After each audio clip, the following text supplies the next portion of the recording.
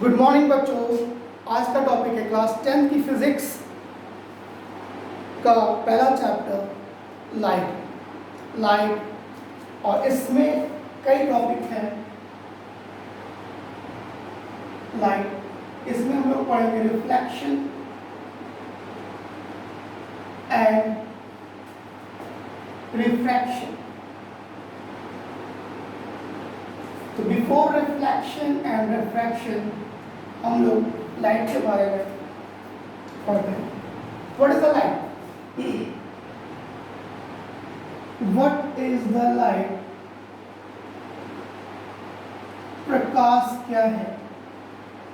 प्रकाश क्या है? क्योंकि तो प्रकाश के बारे में आप लोग बताइए, क्या है प्रकाश? क्या प्रकाश के बिना आप किसी वस्तु को देख सकते हैं? प्रकाश की अनुपस्थिति में आंखें होने के बावजूद क्या हम किसी वस्तु को देख सकते हैं? तो आंसर आप लोगों का आंसर ही रहेगा, सर नहीं देख सकते हैं। क्यों? तो उसके बारे में हम लोग पढ़ेंगे। तो फर्स्ट ऑफ ऑल प्रकाश क्या है, लाइट क्या है? तो प्रकाश is a form of energy. Light is a form of energy. It enables us to see the object. Light एक प्रकार की ऊर्जा है जो हमारी आंखों को संवेदित करता है वस्तु के प्रति। ठीक है, जब हमारी आंखें संवेदित होती हैं किसी वस्तु के प्रति तो वस्तु हमें दिखाई देती है। होता क्या है एक्चुअल में, आपको पता ही है, स्पीड ऑफ लाइट इज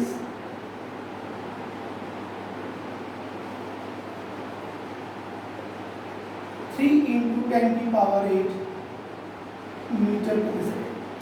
जो लाइट की स्पीड है वो कितनी है? 3 × 10⁸ है, जो कि बहुत ज़्यादा है। ठीक है, यानी बहुत ही तेजी से हमारी आंखों में एंट्री करता है। बहुत तेजी से सूर्य से पृथ्वी पर लाइट आती है। तो होता क्या एक्चुअल में, होता क्या है कि बिना लाइट की अनुपस्थिति में हमें वस्तु दिखाई क्यों नहीं देती है? ये आपकी प्यारी प्यारी आंखें हैं, अब प्यारी है, अच्छी है, आप जानिए। एस्ट्रॉयड आएगी तो या फिर यहाँ पे बल्ब है या फिर सूर्य है, कुछ भी है। यहाँ पे क्या है, कोई वस्तु रखी हुई है, एक ही वस्तु रखी हुई है। तो ये वस्तु हमें तभी दिखाई देगी जब सूर्य या बल्ब से चलने वाली किरणें हमारी आंखों में पड़ती है, हमारी आंखों में एंट्री करती है और एंट्री करने के पश्चात ये हमारे रेटिना पर एक प्रतिबिंब बनाती है। क्या बनाती है? क्या एक पर्दा होता है रेटिना, जहां पर इस वस्तु का प्रतिबिंब बनता है, प्रतिबिंब बनता है, जिसकी वजह से हम उस वस्तु को देख सकते हैं। अगर लाइट ना हो, प्रकाश ना हो, यहाँ रेज नहीं होगी। क्या है? अगर ये प्रकाश इस पे नहीं पड़ रहा होगा वस्तु पे, तो यहाँ से प्रकाश हमारी आंखों में एंट्री नहीं करेगा, जो रेज है, तो यहाँ पर प्रतिबिंब नहीं बनेगा। और अगर प्रतिबिंब नहीं बनेगा तो वस्तु हमें दिखाई नहीं देगी। तो इस प्रकार से हम कह सकते हैं कि प्रकाश हमारे लिए बहुत इंपॉर्टेंट है। फिर बिना प्रकाश के हम किसी वस्तु को देख नहीं सकते। ये तो हो गया प्रकाश के बारे में कि प्रकाश क्या होता है। प्रकाश is a form of energy which enables us to see the object। इंटर में हम थोड़ा सा इसको बढ़ा के करेंगे, वेव्स के बारे में पढ़ेंगे कि प्रकाश किस फॉर्म में ट्रैवल करता है। अभी तो हम जो सीख रहे हैं कि प्रकाश एक सीधी रेखा में ट्रैवल कर रहा है, लेकिन ये एक्चुअल में वेव्स के फॉर्म में ट्रैवल करता है, जो कि हम लोग इंटर में डिटेल में पढ़ेंगे। ठीक है, after light the second topic is reflection, which is important for you, जो कि इम्पोर्टेंट है आपके लिए। The reflection of light, reflection of light या फिर प्रकाश का परावर्तन, रिफ्लेक्शन ऑफ लाइट या फिर प्रकाश का परावर्तन। What is the reflection of light या प्रकाश का परावर्तन है क्या? तो फर्स्ट ऑफ ऑल इसको हम समझते हैं कि प्रकाश का परावर्तन है क्या। फॉर एग्जाम्पल, आपके पास यहाँ पर कोई स्मूथ सरफेस है और आप लोगों ने इसे बहुत किया है, परावर्तन के साथ आप लोगों ने काफी खेल किए। अगर भी आपको याद दिलाऊंगा तो आप लोगों को याद आ जाएगा। चलिए उसको बाद में बात करेंगे।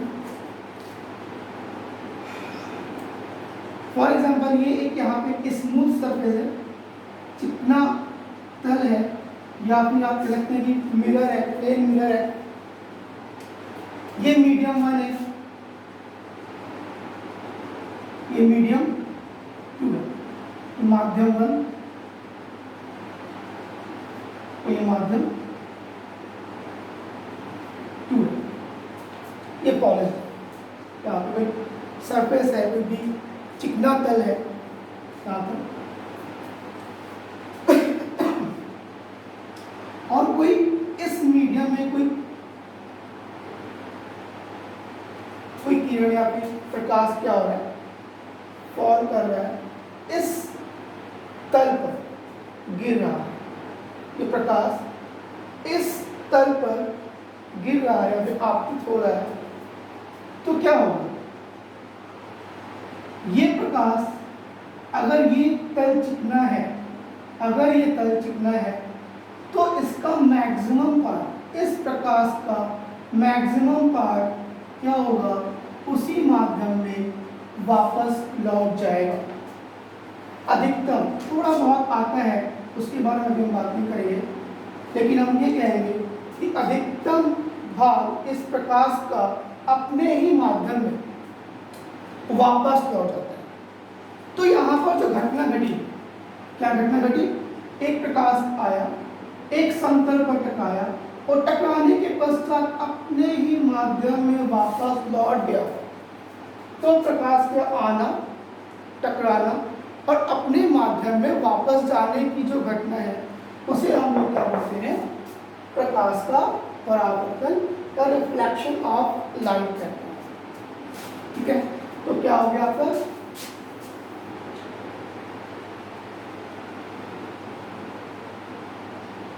When a light travel, when light is traveling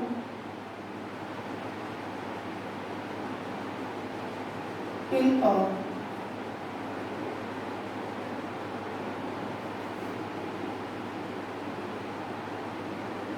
medium, falls on a smooth surface.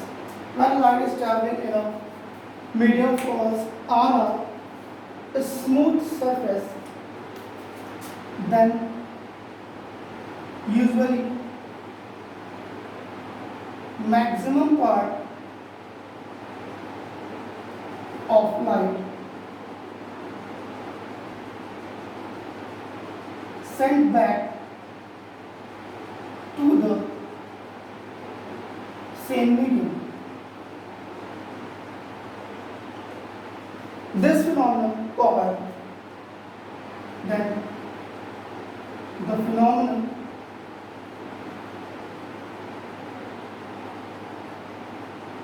called will be called light of reflection. Clear? तो परावर्तन आप लोगों को समझ में आ रहा है। व्हाट इज परावर्तन? क्या परावर्तन क्या है? कि प्रकाश का गिरना किसी स्मूथ सरफेस पे, तो स्मूथ सरफेस पे गिरने के पश्चात अपने ही माध्यम में वापस लौटने की जो घटना है उसी को हम लोग क्या बोलते हैं? इस घटना को हम लोग क्या बोलते हैं? प्रकाश का परावर्तन बोलते हैं। अब इसमें कुछ टर्म्स हैं, उसको समझ लेते हैं कि क्या टर्म्स हैं। अब for example this is the m1 and m2, this plane is, जो प्लेन है वो m1 m2 है। इस प्लेन पे जहाँ पर प्रकाश इंसिडेंस हुआ है या फिर आपतित हुआ है, उस बिंदु पर अगर हम परपेंडिकुलर लाइन ड्रॉ करें, इसको n बोल दे रहे हैं, ये A O B, तो this line will be normal, this line will be normal. अब जो लाइन इस पे गिर रही है, जो AO लाइन है, ये आपका क्या होगा? इंसिडेंट,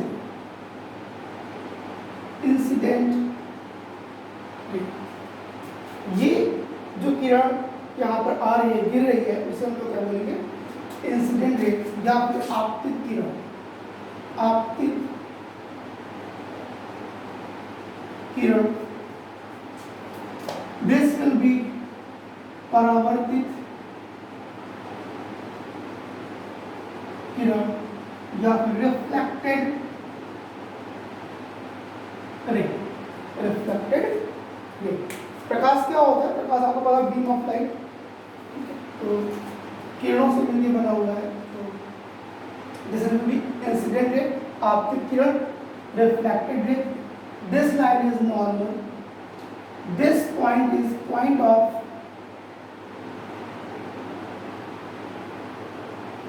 इंसिडेंस, एक है पॉइंट ऑफ, इसे आप आपतित बिंदु कह सकते हैं।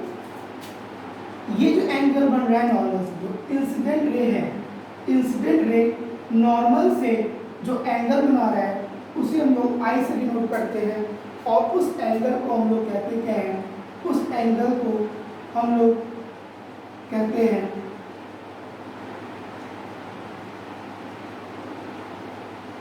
Angle of incident. और जो रिफ्लेक्टेड रे नॉर्मल से एंगल बनाता है उसे हम लोग क्या बोलते हैं? Angle of reflection, angle of reflection. ठीक है, तो दीज टर्म्स यहाँ पे आपका लिया गया point of incidence, incident ray, reflected ray, angle of incidence, angle of reflected reflection and point of incidence. तो ये फिनोमेना जो है, ये जो घटना घटी, इसी को हम लोग क्या बोलते हैं? प्रकाश का परावर्तन या फिर रिफ्लेक्शन ऑफ लाइट कहते हैं। ठीक है, अब कुछ नियम है इसके परावर्तन के। परावर्तन में कुछ नियम है। The law of reflection, law of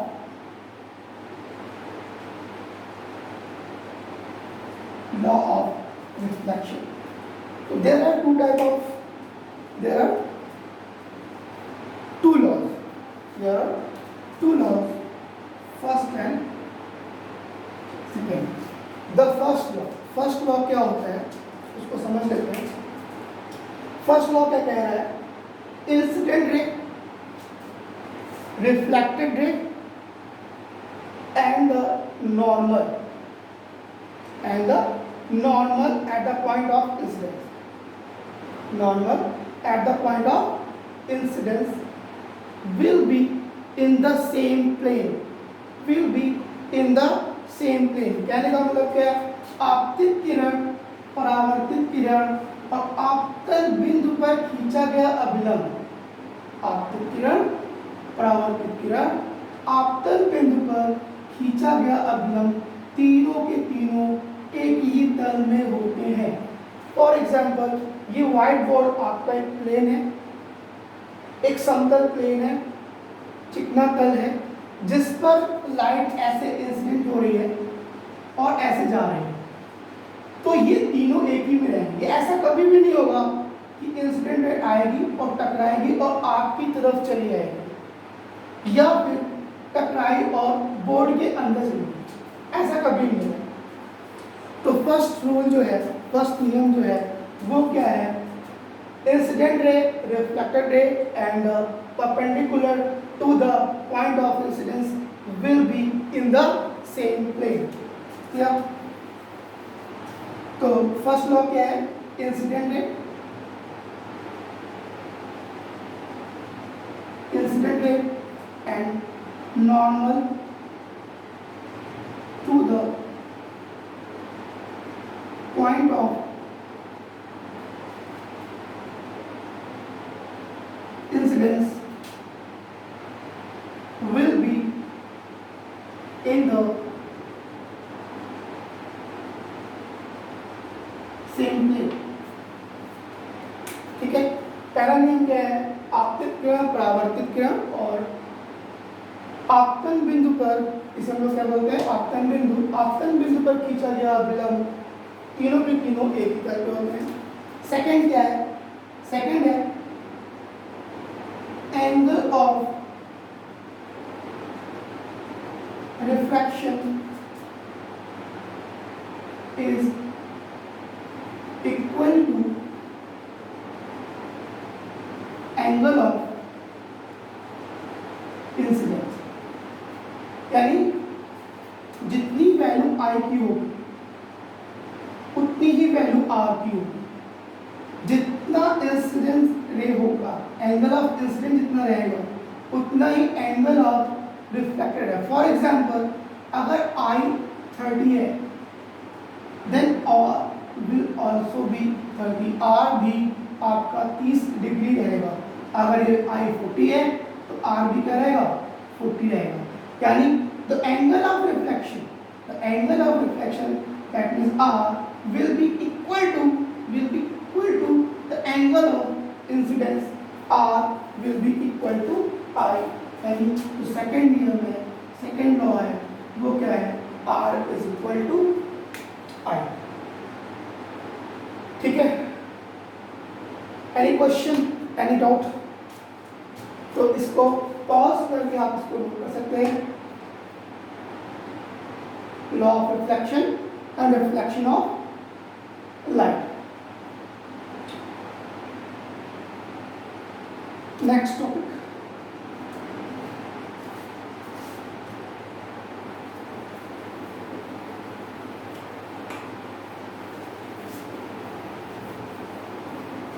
next topic is spherical mirror। What is before spherical mirror, एक रिफ्लेक्शन और समझ लेते हैं, diffused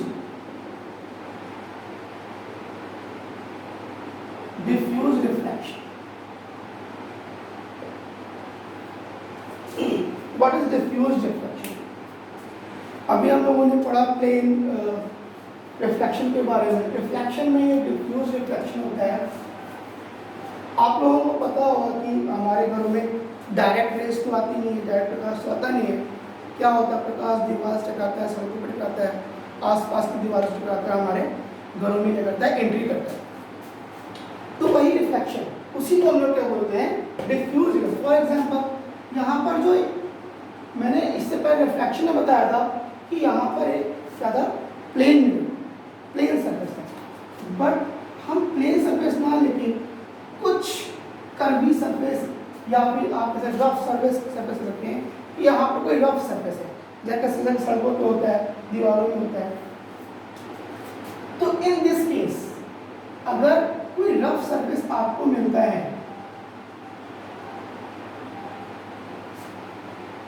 तो अगर लाइट आ रही है, प्रकाश इस पर आ रहा है, तो वो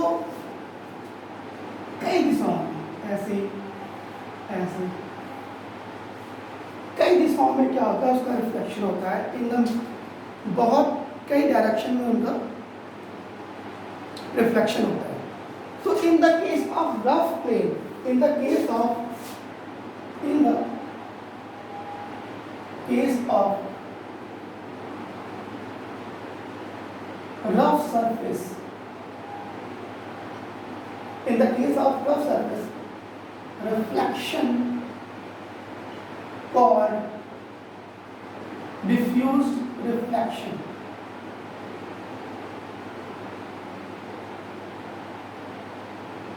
ठीक है, अगर रफ सरफेस है और वहां पर रिफ्लेक्शन हो रहा है, परावर्तन हो रहा है, तो उस प्रकार के रिफ्लेक्शन परावर्तन को हम लोग क्या कहेंगे? डिफ्यूज्ड रिफ्लेक्शन को।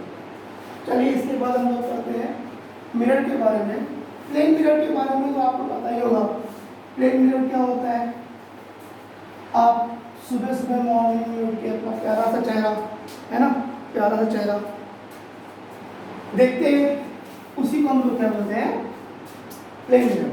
लेकिन प्लेन मिरर में के बारे में हम लोग नहीं पढ़ेंगे, यहाँ पढ़ेंगे स्फेरिकल मिरर के बारे में पढ़ेंगे। What is a spherical mirror?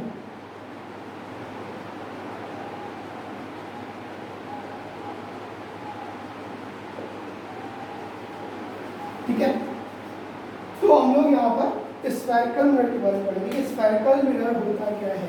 ठीक है, तो let's talk about the spherical mirror. तो स्फेरिकल मिरर बनता कैसे? उसको बनाने के लिए हम लोग एक हॉलो स्फीयर लेंगे, एक खोखला कांच का गोला। क्या चीज? खोखला कांच का गोला लेंगे, हॉलो स्फीयर लेंगे, उसे कट कर देंगे कहीं से।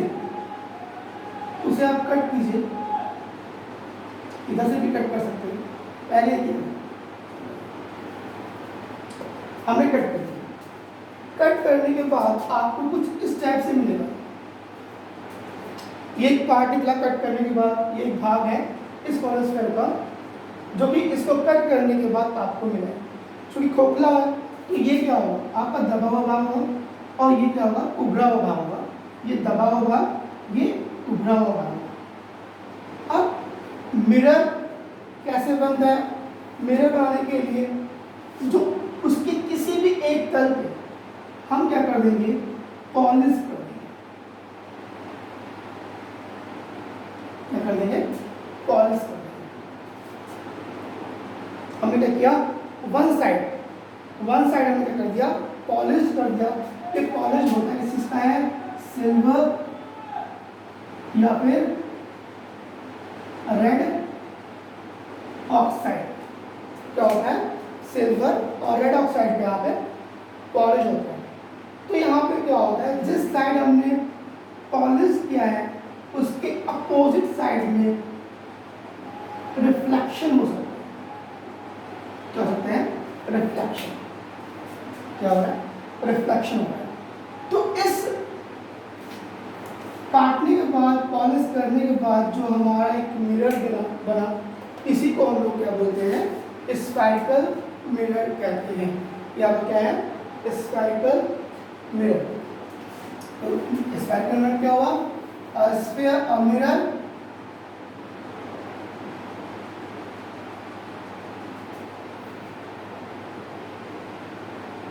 which have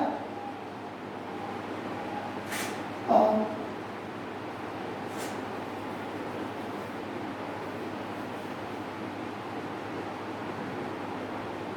side of holo sphere.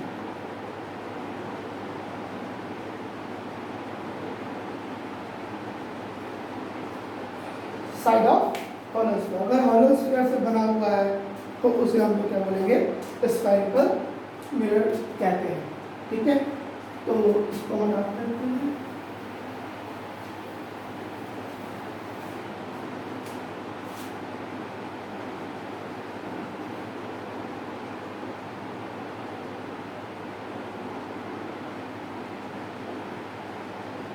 ठीक है, तो इस तरह आपको एक स्फेरिकल मिरर मिल जाएगा।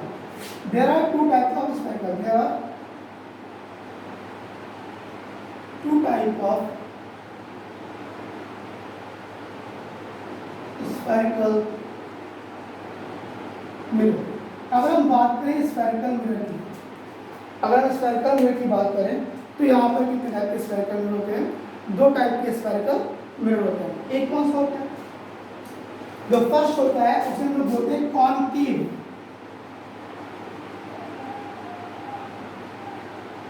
और दूसरा होता है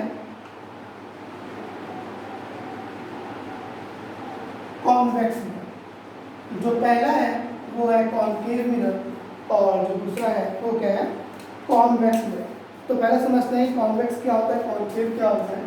तो अगर हम बात करें कॉनकेव मिरर की, किसकी बात करें, कॉनकेव मिरर की, तो कॉनकेव मिरर क्या होता है,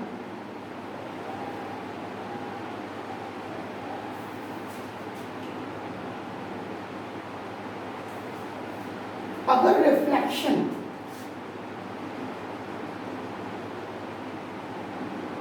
अगर प्रकाश का परावर्तन दबे हुए तल से हो रहा है, कहां से हो रहा है, दबे हुए तल से, अगर प्रकाश का परावर्तन मिरर के दबे हुए तल से हो रहा है, तो उस मिरर को हम लोग क्या बोलते हैं, कॉनकेव मिरर कहते हैं। क्या कहते हैं, concave mirror.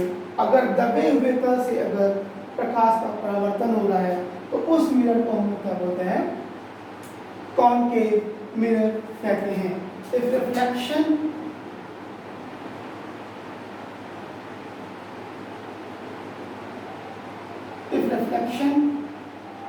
From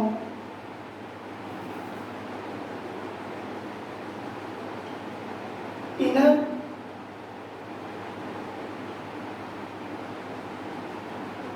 surface of hollow sphere, then that mirror called concave mirror. That mirror called concave mirror.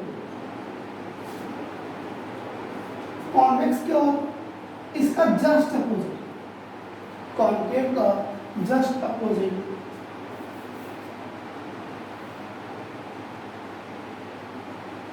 यदि रिफ्लेक्शन, यदि प्रकाश का परावर्तन उभरे हुए तल से हो रहा है, यानी बल्बिंग साइड से हो रहा है, उभरे हुए तल से हो रहा है, तो प्रकाश का परावर्तन क्या होता है, तो उसे उस मिरर को हम लोग क्या बोलते हैं, कॉन्वेक्स मिरर।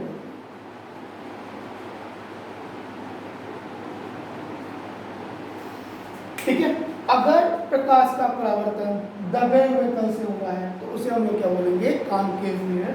अगर प्रकाश का परावर्तन उभरे हुए तल से हो रहा है तो हम लोग उसे क्या बोलते हैं, convex mirror. If reflection from the outer side of the hollow sphere, then it will called a concave mirror. Clear. तो मेरे ख्याल से आप लोगों को मिरर के बारे में समझ में आ गया होगा कि स्फेरिकल मिरर क्या होता है। स्फेरिकल मिरर होता है किसी भी होलो स्फीयर का पार्ट को हम लेंगे, किसी भी होलो स्फीयर का पार्ट लेकर उसको हम एक तरफ पॉलिश कर देंगे तो हमें जो मिलेगा वो क्या मिलेगा, हमें एक स्फेरिकल मिरर मिलेगा। स्फेरिकल मिरर कितने प्रकार के होते हैं, 2 टाइप्स के होते हैं, कॉनकेव मिरर और कॉन्वेक्स मिरर।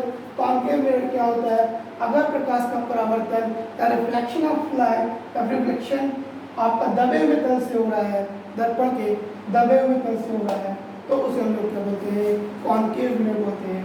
अगर प्रकाश का परावर्तन उभरे हुए तल से हो रहा है तो उसे हम लोग क्या बोलते हैं, कॉन्वेक्स मिरर। क्लियर। मेरे ख्याल से सभी को समझ में आ गया होगा।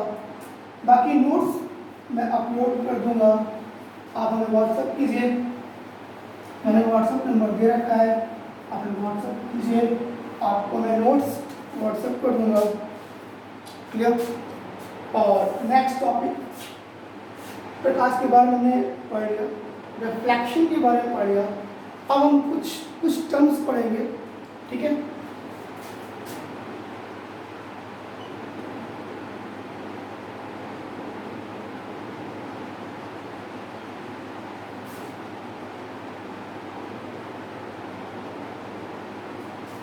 Spherical mirror.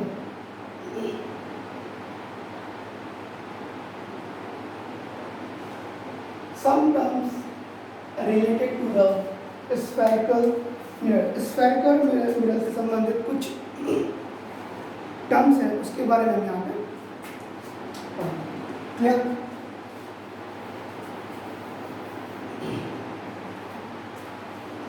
तो first is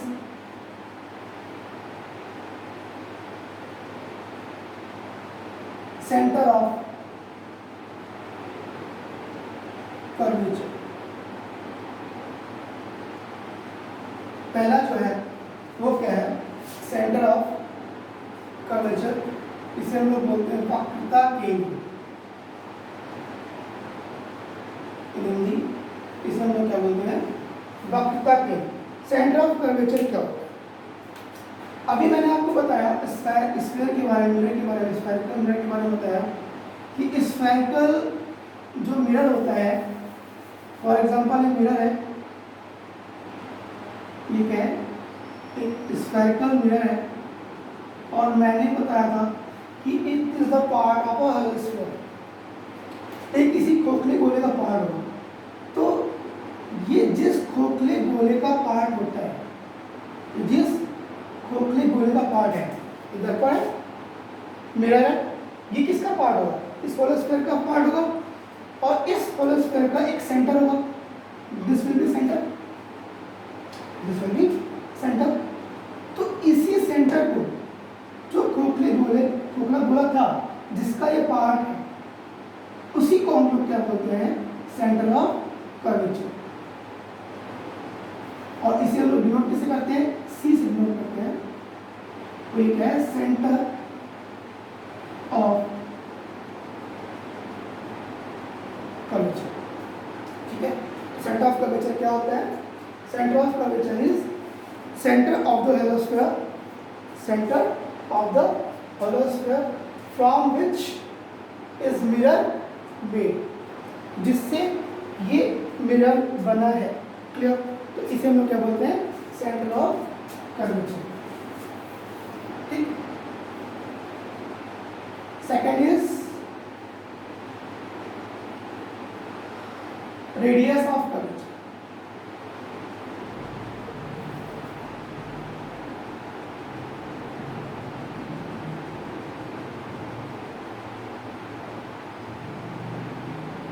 what is the radius of curvature? इसे हम लोग क्या बोलते हैं, वक्रता त्रिज्या।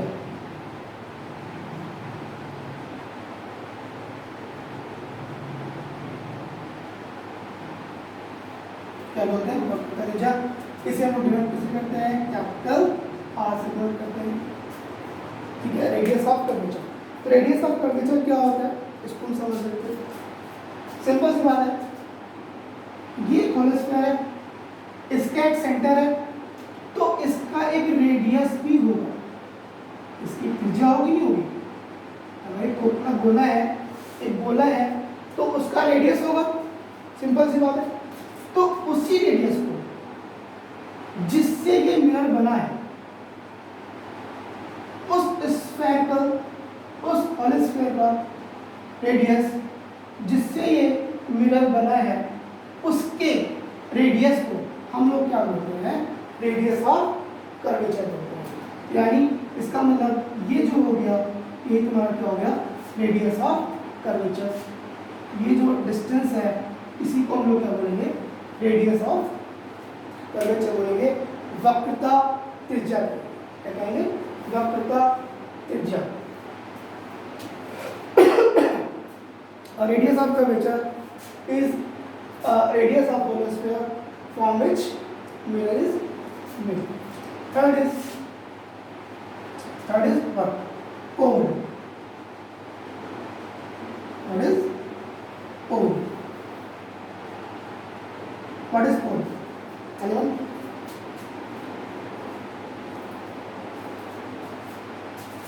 हिंदी पोल क्या होता है? फॉर एग्जाम्पल ये एक मिरर है, मिरर, जो मिरर का मिड पॉइंट होता है, ये मिरर है, मिरर का मिड पॉइंट को ये क्या बोलते हैं, पोल बोलते हैं। क्या बोलते हैं, पोल। ये मिरर हो गया, और इसका ये क्या हो गया, पॉइंट हो गया, इसी को हम लोग क्या बोलेंगे, पोल। और इसे हम लोग डिनोट कैसे करते हैं, इसे हम लोग P से डिनोट करते हैं, यानी मिरर के रिफ्लेक्टेड सरफेस रिफ्लेक्शन हो रहा है, जहाँ रिफ्लेक्शन होता है उस मिरर के मिड पॉइंट को हम लोग क्या बोलते हैं, पोल बोलते हैं, और इसे हम लोग क्या बोलते हैं, P से डिनोट करते हैं, P से इसे हम डिनोट करते हैं। Third is sorry fourth centre of curvature, radius curvature, pole हो गया, और प्रिंसिपल एक्सिस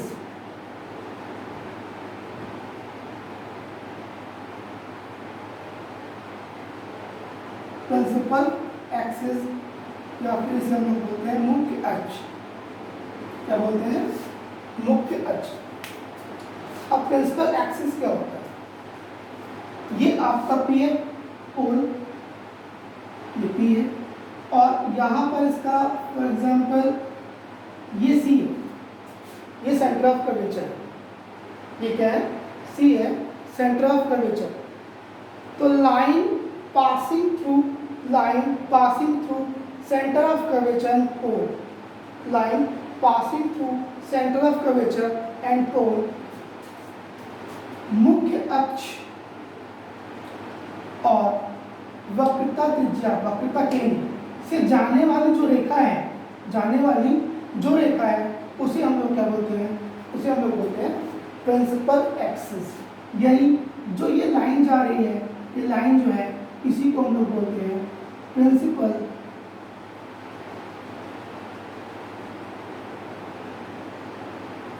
एक्सिस।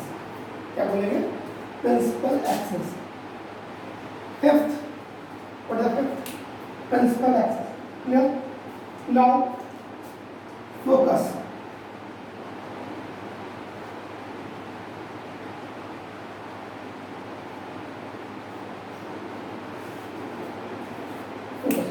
फोकस क्या होता है, तो फोकस के बारे में समझ लीजिए।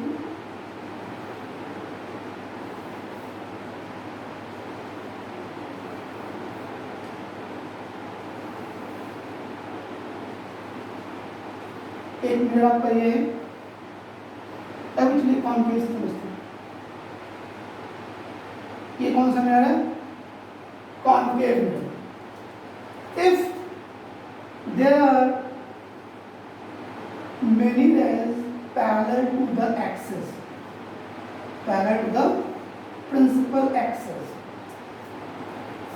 अगर कई किरणें, बहुत सारी किरणें जो कि क्या है, प्रिंसिपल एक्सिस मुख्य अक्ष के पैरेलल है, समांतर है, वो इस पर मिरर पर आपतित हो रही है, तो आपतित होने के पश्चात after reflection they will meet at a point,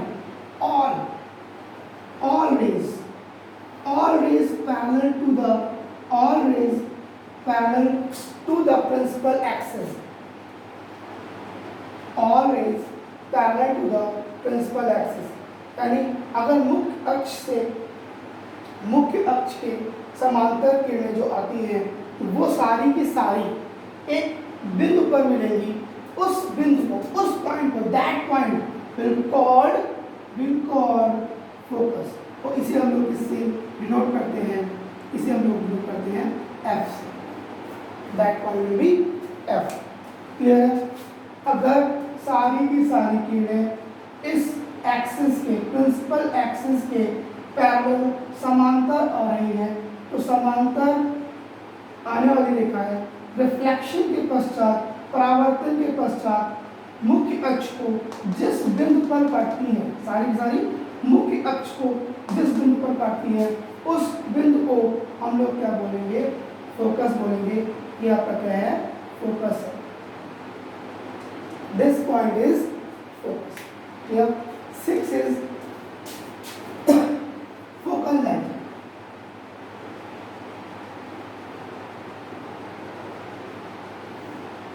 last is focal length. What is focal length? Clear? Distance between pole and focus is focal length. यानी अगर हम बात करें तो ये पोल है, ये पोल है, इस पोल से इस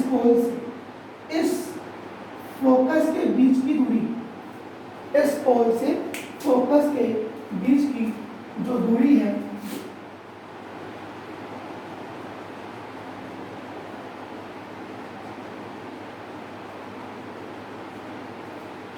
distance between the pole and the focus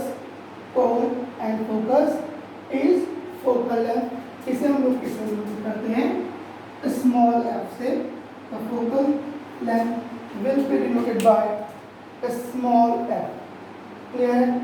तो सेंटर ऑफ कर्वेचर क्या होता है? सेंटर ऑफ कर्वेचर जो होल स्फीयर होता है उसका सेंटर होता है, उसे हम लोग क्या बोलते हैं? सेंटर ऑफ कर्वेचर बोलते हैं. What is the radius of curvature? जो होलो स्फीयर का रेडियस होता है उसी को हम लोग क्या बोलते हैं? रेडियस ऑफ कर्वेचर बोलते हैं. पोल जो मिरर होता है, स्फेरिकल मिरर के मिड पॉइंट को हम लोग क्या बोलते हैं? पोल बोलते हैं. इसे हम लोग P से डिनोट करते हैं. प्रिंसिपल एक्सिस क्या होता है? प्रिंसिपल एक्सिस जो आपका पोल है और सेंटर ऑफ कर्वेचर है, सेंटर ऑफ कर्वेचर और पोल से जाने वाली जो रेखा है या फिर लाइन है उसे हम लोग क्या बोलते हैं? प्रिंसिपल एक्सिस बोलते हैं. What is the focus? अगर सेंटर ऑफ प्रिंसिपल एक्सिस के पैरेलल आने वाली लाइन किरण एक्सिस को जिस बिंदु पर कट करती है उस बिंदु को हम लोग क्या बोलते हैं? Focus. What is focal length? Distance between the pole और फोकस के बीच की जो दूरी होती है उसी को हम क्या बोलते हैं? Focal length. तो मेरी पूरी कोशिश रही आपको फिजिक्स समझाने की. मुझे उम्मीद है सभी को समझ में आ गया. बाकी नोट्स मैं व्हाट्सएप कर दूंगा, जिसे चाहिए वो मुझे व्हाट्सएप कर सकता है, मैं उसे नोट्स व्हाट्सएप कर दूंगा. और बाकी आप नोट्स यहाँ पर भी बना सकते हैं. जो भी नोट करना चाहें पॉज कीजिए, उसे नोट कीजिए और खुद का नोट्स बनाइए. फिजिक्स एक फील करने वाली चीज़ है. फिजिक्स को फील कीजिए, महसूस कीजिए. फिजिक्स बहुत जल्दी आपको समझ. तो thank you for today. Thank you.